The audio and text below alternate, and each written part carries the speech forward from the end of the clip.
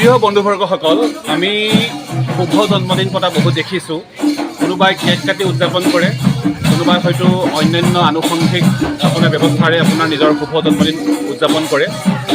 আজি কিন্তু ব্যতিক্ৰমী এখন আমি শুভ জন্মদিন দেখিছোঁ ইয়াত টিয়কত।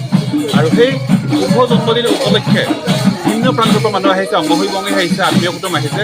এইবাৰ মই আহিছোঁ আমাৰ সাম্প্ৰতিক সময়ৰ মিচিং শিল্পীসকলৰ এগৰাকী জনপ্ৰিয় কণ্ঠশিল্পী ৰূপা মিলিৰ এগৰাকী ভগ্নীক লগ পাইছোঁ। মই আপোনাৰ কাষলৈ আহিছোঁ। আপোনাৰ এই মুহূৰ্তত অনুভৱ কেনেকুৱা? নমস্কাৰ, মই যোৰহাটৰ পৰা আহিছোঁ। মোৰ বাইদেউৰ ল'ৰা হয় আৰু দাদাৰ ল'ৰা। এতিয়া যোৰহাটৰ পৰা আহি খুবেই ভাল লাগিছে। পাৰ্টিৰ লগতে সিহঁতৰ নাম প্ৰসংগ চলি আছে। ভাল লাগিছে আহি পিনি আৰু আপোনালোকক লগ পাই খুবেই ভাল লাগিছে। বহুত বহুত ধন্যবাদ। আমি বাইদেউকো ধন্যবাদ দিব লাগিব এটা কাৰণে, বৰ্তমান চাওদাঙৰ সমন্বয়ৰ যি পথছোৱা আপোনাৰ কদৰ্যময় হৈ আছে, আপোনাৰ একেবাৰে পানীময় হৈ আছে, জলমগ্ন হৈ আছে। সাংঘাতিক কষ্ট কৰি বাইদেউ আহিছে, গতিকে আপোনাকো আমি ধন্যবাদ জ্ঞাপন কৰিছোঁ আৰু আপোনাৰ সুস্বাস্থ্য কামনা কৰিছোঁ। নাম কীৰ্তন সভা এটা অনুষ্ঠান হৈছে।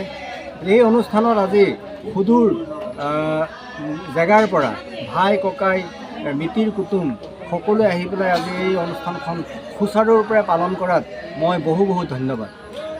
আপোনাৰ গৃহত কি চলিছে অলপ কৈ দিয়ক। মোৰ গৃহত এতিয়া আয়োজন কৰা ধৰক ৰাইজসকল যিজন ভকত বৈশ্যসকল আহিছে তেওঁলোকক মই শুশ্ৰূষা কৰাটোহে মোৰ দায়িত্ব। আৰু আজি আচলতে মইতো কওঁৱে জন্মদিন মানে আমি নিজকে আয়ুষ্যতি কৰা এটা দিন।